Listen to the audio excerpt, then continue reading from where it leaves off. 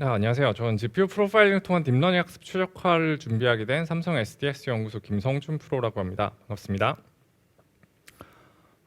이런 경험들이 있으실 것 같아요. GPU를 사용해서 딥러닝을 트레이닝을 하시는데 그냥 GitHub에서 클론을 받은 코드를 트레이닝을 하시면 GPU 유틸라이제이션이 잘 나오는데 내가 코드를 적당히 짜서 트레이닝을 하게 되면 GPU 유틸라이제이션이 이상하게 낮게 나오는 경험을 해보신 적이 있으실 것 같고요. 또 이런 경우도 있죠. GPU 유틸라이제이션 똑같이 나오는데 똑같은 모델인데 똑같은 데이터인데 어떤 사람은 이미지에 대한 스루풋이 약 300장 정도가 나오는 반면에 어떤 사람은 약 1000장씩 나오기도 하고요. 이런 경우가 있는데 이런 경우가 왜 발생하는지를 GPU 프로파일링을 통해서 확인을 할 수가 있을 것 같고요. 그래서 이번 세션을 통해서 이런 것들을 한번 같이 확인을 해보면 좋을 것 같습니다. 프로파일링이 뭔지 익숙하지 않으신 분들을 위해서 제가 먼저 프로파일링이 뭔지를 간략하게 설명을 해봤는데요. 프로파일링은 컴퓨터 프로그래밍 영역에서는 크게 이렇게 낯선 개념은 아니고요. 어떤 프로파일러들이 있어요. 잘 만들어 놓은 프로파일러들이 있고요. 프로파일러들은 이 프로그램을 옵티마이즈하는 목적으로 여러 가지 정보들을 수집을 하는데요. 그 수집하게 되는 여러 가지 정보들은 여러 가지가 있지만 그 중에 많이 관심을 갖게 되는 건 어떤 코드 블럭에 대한 수행 시간이라던가 어떤 함수 콜에 대한 수행 빈도, 수행 시간 같은 걸 많이 염두에 두고 관찰을 합니다. 이 오른쪽 그림에서 보시는 게 파이썬에서 기본적으로 제공하고 있는 C 프로파일이라는 라이브러리고요. 이 프로파일러를 통해서 어떤 스크립트를 프로파일링을 하게 되면 아래 그림에서 보시는 것처럼 어떤 펑션 콜들의 실행 빈도라던가 아니면 실행 시간 같은 정보들을 확인을 하실 수가 있게 되는데요.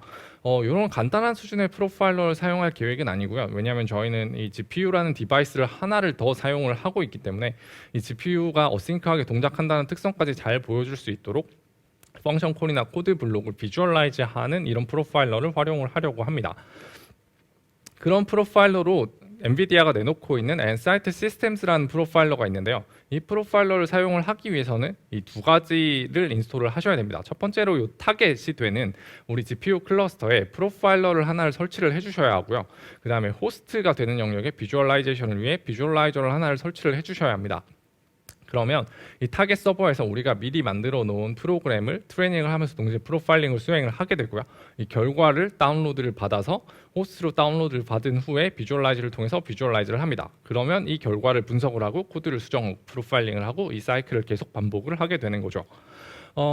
근데 저희는 내부에서 사용을 할 때 이런 식으로 시스템을 구성해 놓고 사용을 하진 않고요. 저희는 이 사이클을 조금 더 빠르게 돌리고 싶어서 타겟에서 바로 웹 서비스로 붙어서 사용을 할 수 있는 환경을 선택을 하고 있습니다. 그래서 딱히 저희는 호스트에 비주얼라이저를 설치를 한다거나 하지는 않고요. 간단한 분석은 바로 코드를 수정하고 웹 서비스를 통해서 분석을 하고 이런 식으로 수행을 하고 있습니다. 그러면 남은 건 사실 이 프로파일러만 설치를 해주시면 되는데요. 이 프로파일러를 설치를 하시는 것도 사실 별로 부담은 없는 것이 보통 GPU 환경을 도커를 이용해서 많이 관리를 하실 텐데요. 엔비디아에서 제공한 NGC 도커 이미지를 사용을 하시면 기본적으로 이 Nsight Systems 프로파일러가 기본적으로 깔려 있습니다. 그래서 이 프로파일러를 이용해서 프로파일링을 한번 해보시면 될 것 같고요. 자, 그러면 이 프로파일러를 통해서 비주얼라이즈 되는 결과에 우리가 어떤 기대를 하고 있느냐인데요.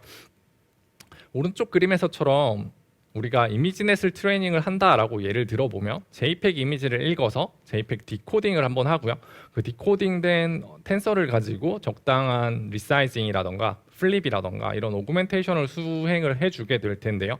그런 전반적인 과정이 다 비주얼라이즈가 된다면 좋겠다라는 기대를 하죠. 만약에 이렇게 된다면 왼쪽의 이그젬플처럼 CPU에 바틀렉이 걸려있는, 그러니까 CPU의 패러럴리즘을 제대로 활용하지 못해서 지금 워커를 2개밖에 사용하지 않아서 발생하고 있는 CPU 바틀렉을 오른쪽 그림에서처럼 CPU에서 한 배치를 처리하는 데 걸리는 시간인 약 80ms, 그 다음에 GPU에서 한 배치를 처리하는 시간인 약 30ms를 측정을 통해서 워커가 3개 정도는 있어야겠다라는 결론을 내는 것이 우리가 프로파일링을 통한 분석이죠. 그래서 이런 것들을 할 수 있는지 엔사이트 시스템즈를 통해서 한번 관찰을 해 볼 건데요. 이게 실제로 그 이미지넷 데이터를 트레이닝하면서 워커를 2개를 써서 프로파일링을 한 결과를 비주얼라이즈 한 겁니다. 엔사이트 시스템즈고요. 왼쪽에서 보시는 것처럼 프로세스들에 관한 정보들을 확인을 하실 수가 있고요. 프로세스가 3개가 떠 있고 그 안에서 스레드들이 떠 있고 그 스레드들 안에서 CUDA API 콜이라던가 아니면 OS 런타임 라이브러리 같은 것들을 사용하는 흔적들을 확인을 할 수가 있는데요. 그리고 중간쯤에 보시면 CUDA 하드웨어라고 해서 이 하늘색 영역으로 보이는 GPU가 트레이닝을 하는데 사용되고 있는 영역들이 표시가 되고 있습니다. 그럼 앞에서 우리가 기대했던 것처럼 GPU에서 트레이닝하는데 걸리는 시간은 잘 측정을 할 수가 있을 것 같고요. 그러면 이제 데이터를 처리하는 CPU 쪽 파이프라인만 확인을 할 수가 있으면 되는데요. 이 아래쪽에 보이시는 프로세스들, 우리가 워커 2개를 띄웠는데 그 2개의 워커가 프로세스로 스폰이 된 건, 포크가 된 걸 확인을 하실 수가 있고요. 이 프로세스들에서 그러면 이 데이터 파이프라인과 관련된 정보를 확인하면 되는데, 이 프로세스들에서 얻을 수 있는 정보라고는 이 OS 런타임 라이브러리와 관련된 정보들밖에 없죠. 그래서 이 OS 런타임 라이브러리에서 어떤 정보들을 주느냐를 확인을 해봤더니 피스레드 컨디션 웨이트, 피스레드 컨디션 웨이트 폴, 이런 여기 리드 같은 것도 있네요. 이런 함수들에 대한 정보들을 주고 있는데요. 이 함수들과 우리가 아까 떠올렸던 디스크에서 I/O가 일어나고 그 다음에 프리 프로세싱이 일어나고, 예를 들어서 JPEG 디코딩이 일어난다거나 플립이 일어난다거나 이런 것들을 이 OS 런타임 라이브러리를 통해서 확인하기는 사실 쉽지가 않죠. 그래서 엔비디아에서 제공을 하고 있는 라이브러리가 또 하나 있는데요. 엔비디아 툴스 익스텐션이라고 부르는 MVTX라고 불리는 라이브러리가 그것입니다. 이 MVTX라는 라이브러리는 C로 만든 라이브러리고요. 해주는 역할은 굉장히 단순한 보조 라이브러리입니다. 어떤 특정한 코드 블록이라던가 어떤 함수 콜들에 대해서 어떤 지점에서 시작했고 어떤 지점에서 끝났는지를 표시해주는, 프로파일링 결과를 통해 확인할 수 있도록 도와주는 보조 도구고요. 근데 말씀드렸듯이 C로 만든 라이브러리다 보니 파이토치 같은 파이썬에서 프로그램을 사용하기 위해서는 인터페이스가 하나가 필요하게 되고요. 그 인터페이스는 심플하게 이 tochi.cuda.mvtx를 사용을 하시면 됩니다. 사용 방법은 되게 간단하고요. 요 MVTX를 임포트를 하시고 요 MVTX를 통해서 레인지 푸시 혹은 레인지 팝을 통해서 이 원하는 영역을 표시로 남길 수가 있습니다. 그러면 오른쪽 그림에서 보시는 것처럼 이 스텝과 관련된 정보를 MVTX 마커를 남긴 모습인데요. 그러면 이제 준비는 다 됐고, 그러면 이 보조 도구를 이용해서 우리의 인풋 데이터 파이프라인을 프로파일링 결과에 남기려고 하면 이제 어떤 작업을 해야 되느냐를 고민을 해봐야 하는데요. 그래서 이 파이토치 데이터 로더를 쓰는 이그젬플을 하나를 생각해 볼 수가 있죠. 이 파이토치 데이터 로더를 쓴다면 이 파이토치 데이터 로더의 동작 방식을 한번 설명을 드리자면요. 이 파이토치 데이터 로더는 일단 기본적으로 멀티 프로세싱 기반의 데이터 로더고요. 왼쪽에서 보시는 것처럼 프로세스가 여러 개가 뜨고 그 프로세스 안에서 이제 루프를 돌면서 특정 기능을 계속 수행을 하게 되는데요. 그 특정 기능이 오른쪽에서 보시는 것처럼 fetch라는 오브젝트에서 데이터를 하나를 fetch를 해오고요. 그 fetch라는 함수 안에서 어떤 일들이 발생하느냐를 살펴보면 이 fetch라는 영역 안에서 우리가 데이터 로더를 만들 때 넘겼던 데이터 셋이라는 오브젝트로부터 이 getItem이라는 함수를 계속 호출을 해주게 됩니다. 이 getItem을 한 배치만큼 호출을 해준 후에 이 데이터들을 하나로 콜레이트를 통해서 묶어준 다음에 리턴을 해주게 됩니다. 그러면 이 리턴된 함수를 받아서 이 데이터 큐에다가 계속 집어넣게 되는 거죠. 그러면 우리가 이 fetch라는 함수의 시간을 측정을 할 수가 있으면 인풋 데이터 파이프라인이 차지하는 시간을 측정을 할 수가 있을 것 같은데요. 그래서 이 fetch라는 시간을 측정하기 위해서 뭘 해야 되느냐를 생각해 보면 이 파이토치라는 소스 코드를 열어서 파이토치 소스 코드를 열어서 이 fetcher에서 fetch를 해오는 앞뒤에 MVTX 마커를 남기는 파트를 삽입을 해야 한다는 걸 알 수가 있죠. 그래서 이 문제를 해결을 하기 위해서, 왜냐하면 소스 코드를 고치는 게 사실 쉬운 일이 아니죠. 왜냐하면 이게 버전 관리가 제대로 될 것 같지도 않고, 그 다음에 여러 사용자가 동시에 같은 환경을 사용하고 있다면 다른 사용자에게 영향을 미칠 수도 있죠. 그래서 저희는 이 방법을 어떻게 해결을 하고 있냐면 이 몽키 패치라는 방식을 통해서 접근을 하고 있습니다. 이 몽키 패치는 그냥 간단하게 런타임에 어떤 클래스나 모듈의 펑션을 수정을 하는 행위를 말하는데요. 예를 들어서 아래쪽에 보시는 예에서 좀 더 쉽게 이해를 하실 수가 있을 텐데요. 이 파이썬에서 기본 제공되는 매스라는 라이브러리를 임포트를 하나를 해서요. 이 매스라는 라이브러리에 파이라는 값을 읽어오게 되면 3.14라는 값이 들어있게 될 텐데요. 여기서 우리가 매스다 파이에다가 3.2를 어사인을 할 수가 있습니다. 이렇게 어사인을 하게 되면 이 파트를 저희가 몽키 패치라고 부르고 있는 거고요. 실제 파이 값을 이유로 호출해서 사용하게 될 때는 3.2라는 값을 사용하실 수가 있게 될 텐데요. 근데 우리가 메스라는 라이브러리를 직접 열어서 소스 코드를 수정한 것은 아니기 때문에 다른 사용자에게 영향을 미친다거나 아니면 우리가 그냥 프로그램을 껐다가 새로 켜는 경우에라던가 이런 경우에 적용이 될 리가 없고요. 그래서 약간 비교적 안전한 방식이라고 볼 수 있습니다.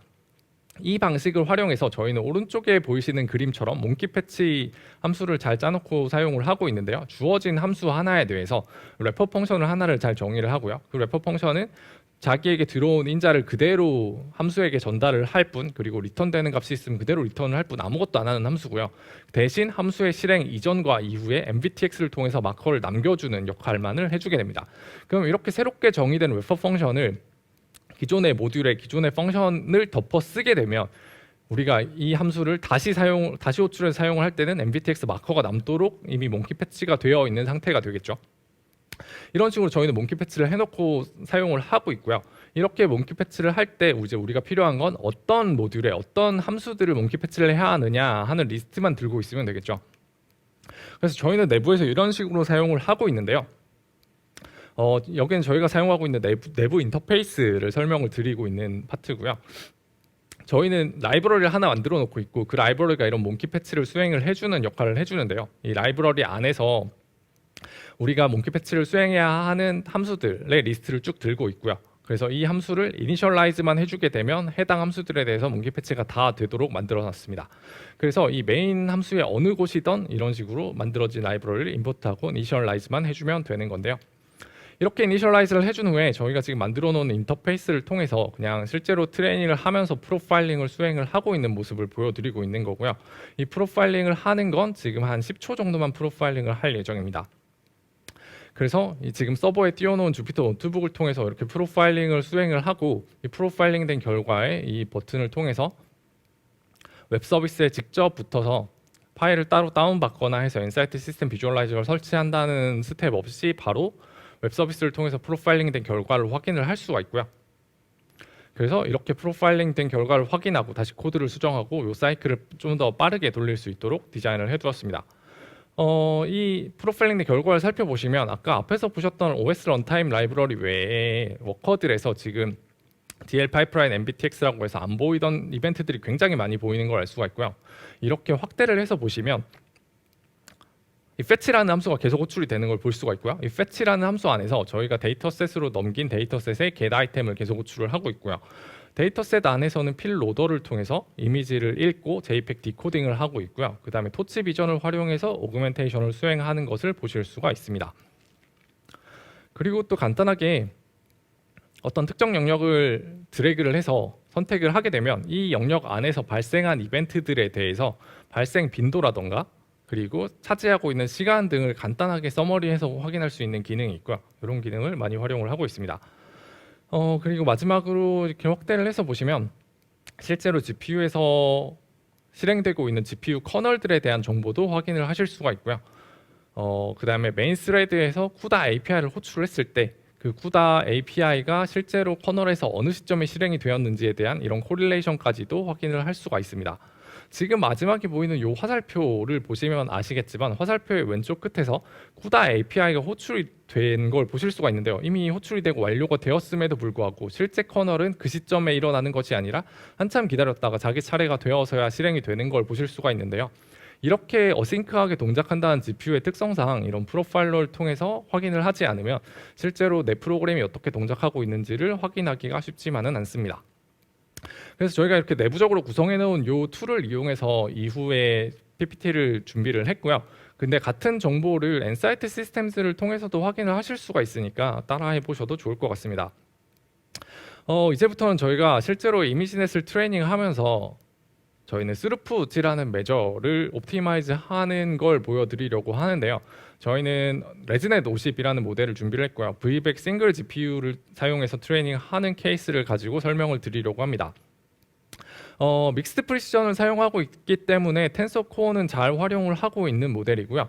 GPU 유틸라이제이션이 낮죠. 아까 앞에 말씀드렸던 것처럼 지금 워커를 딱 2개만 사용하고 있기 때문에 지금 패러럴리즘을 잘 사용하지 못해서 CPU 쪽에 바틀렉이 걸려 있는 케이스고요.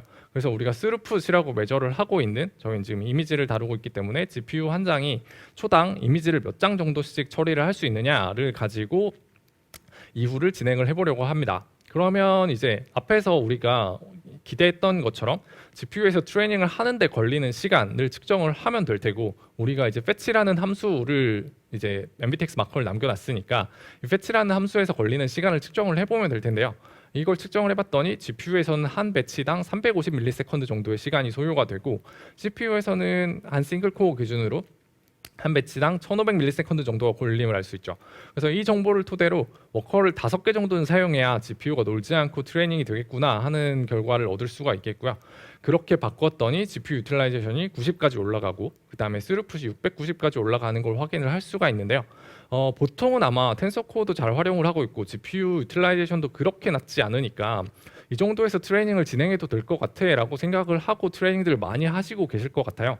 근데 여기서 또 프로파일러를 통해서 살펴보게 되면 우리가 미처 생각하지 못했던 재미있는 요소들이 많이 남아 있거든요. 그래서 그것들을 하나하나 같이 확인을 해 보실 텐데요.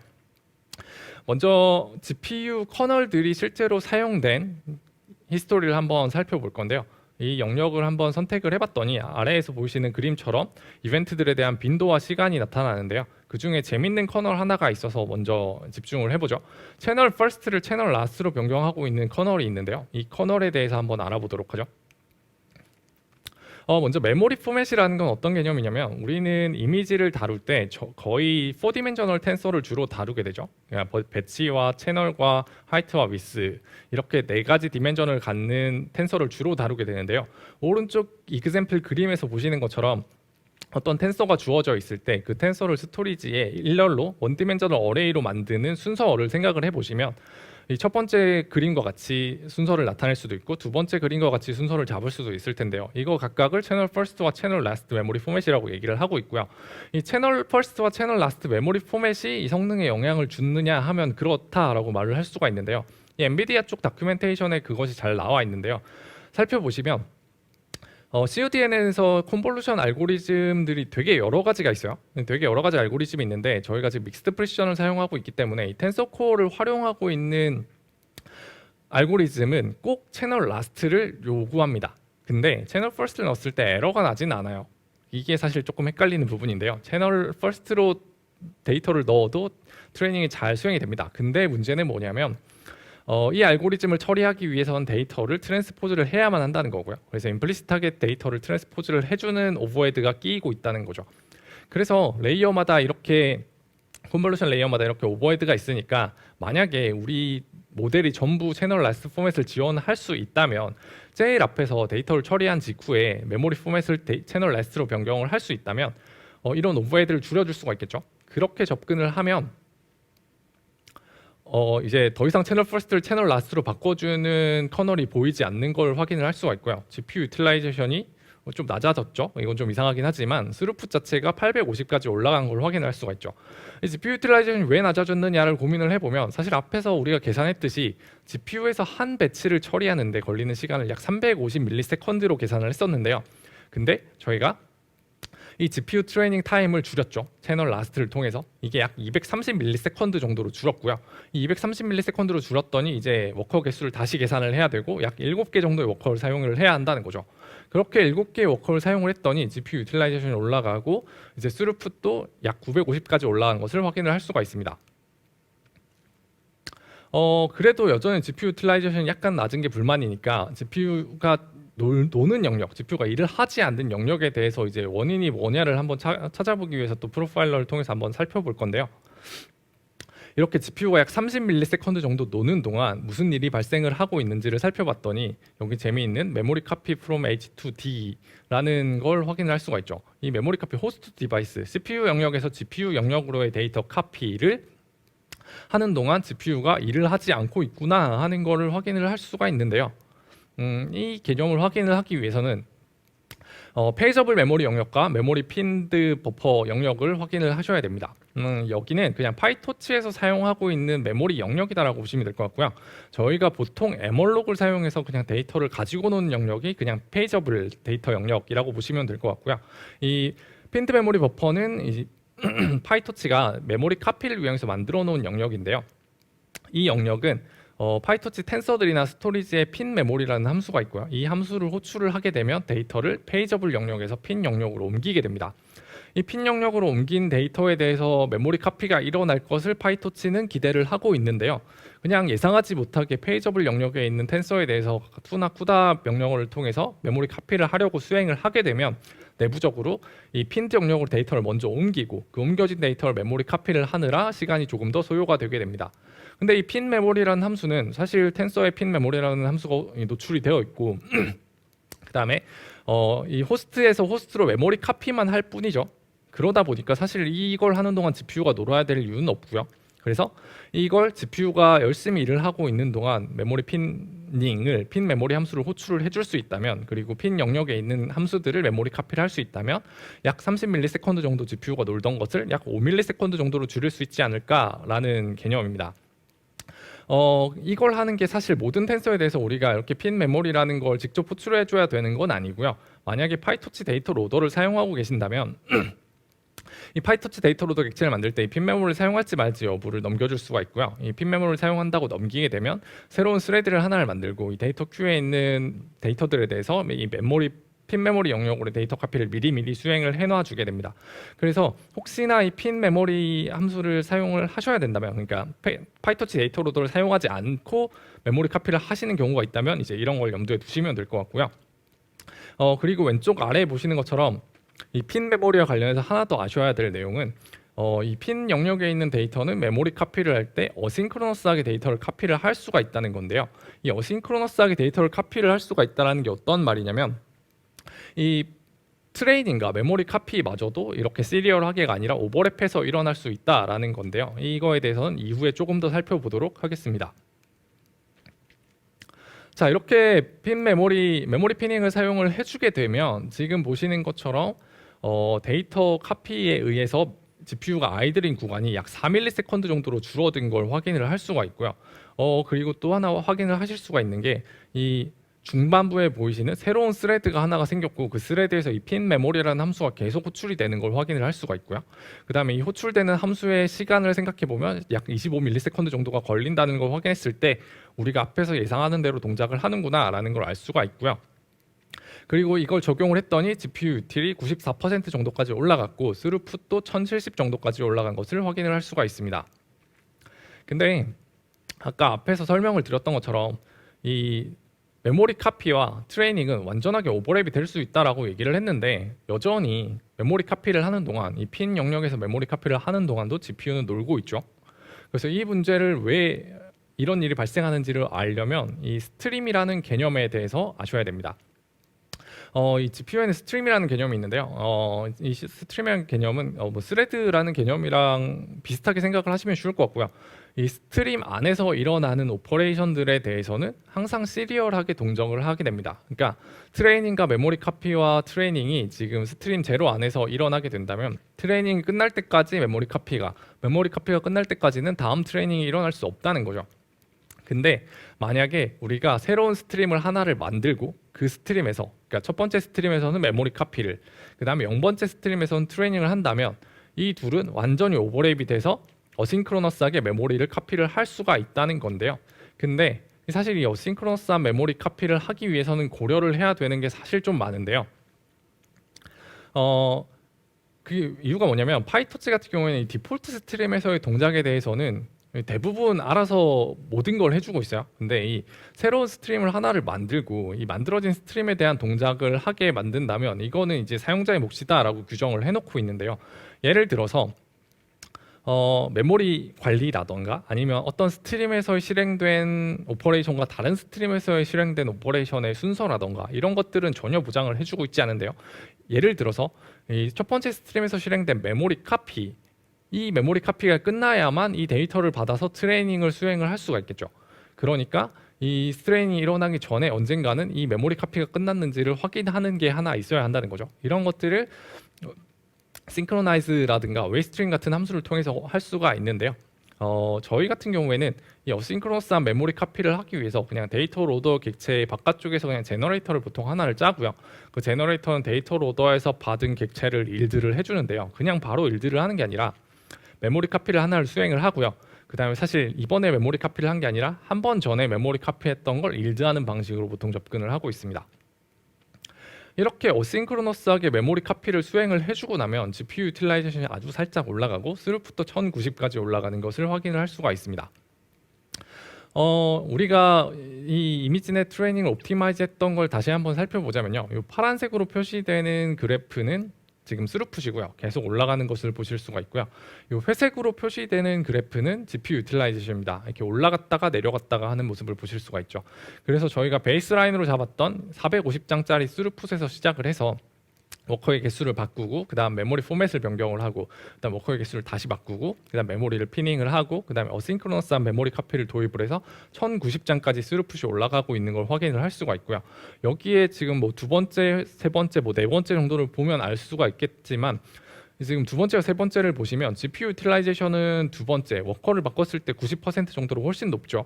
그런데 스루풋은 메모리 포맷을 변경한 쪽이 스루풋이 훨씬 많이 나오죠. 그래서 아까 제일 처음에 설명을 드렸던 것처럼 어떤 사람의 코드는 같은 스루풋 아니 같은 유틸라이제이션 하에서도 스루풋이 다르게 나올 수 있다는 거죠. 그런 게 이렇게 옵티마이제이션 과정을 잘 거쳐야만 한다는 겁니다. 여기서 보였던 이그젬플들을 저희 내부적으로 이런 식으로도 접근을 하고 있는데요. 이렇게 트레이닝을 한 후에 프로파일링을 통해서 사실 프로파일링된 데이터는 그냥 시계열 데이터니까 저희가 그걸 분석을 할 수가 있고요. 그걸 분석을 통해서 GPU가 전체 중에 한 절반 정도는 아이들인 상태인 것 같고 절반 정도는 일을 잘 하고 있는 것 같아 라던가 그 다음에 GPU가 놀고 있는 절반 중에서도 거의 대부분은 지금 데이터 로딩과 관련된 아이들인 것 같아. 그러니까 저희가 아까 앞에서 봤듯이 워커 숫자가 부족해서 GPU가 놀고 있는 경우죠. 그 다음에 메모리 카피 때문에도 약간 아이들이 발생하고 있는데 이것의 원인은 페이저블한 영역에서 메모리를 카피하고 있기 때문이다 하는 것을 이렇게 보여드릴 수가 있고요. 그 다음에 메모리 컨버전 때문에 GPU가 약간 오버헤드가 있다는 것까지 보여드릴 수가 있습니다. 그리고 이런 여러 가지 정보들을 더 보여드릴 수가 있는데요. 예를 들면 뭐 배치당 CPU에서 일어나는 시간과 GPU에서 일어나는 시간을 이렇게 표로 보여드릴 수도 있고요. 그 다음에 이런 데이터 파이프라인을 저희가 짜는 경우가 많죠. 그러다 보니까 이쪽을 튜닝해야 되는 케이스가 종종 있는데 이쪽을 한번 살펴봤더니 지금 같은 경우에는 이 필로더에서 차지하고 있는 시간이 제일 많으니까 만약에 우리가 여기를 옵티마이즈 해야 한다면 이 필로더를 통해서 JPEG을 디코딩하는 시간을 어떻게 줄여봐야 할 것 같아. 예를 들면 달리를 사용해서 GPU에서 디코딩을 한다거나 하는 게 뭐 한 가지 방법이 되겠죠.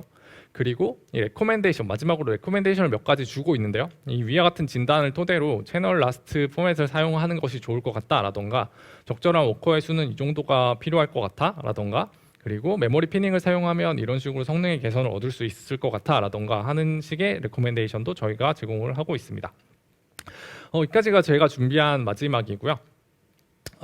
한번 여러분들도 이 GPU 프로파일러, 엔사이트 시스템 같은 GPU 프로파일러를 통해서 우리가 돌리고 있는 GPU 프로그램을 한번 프로파일링을 해보시고 이제 그걸 토대로 우리가 GPU를 효율적으로 사용하고 있는지 한번 파악해보고 더 GPU를 효율적으로 사용할 수 있도록 만들어보는 시간을 한번 가져보는 건 어떨까요?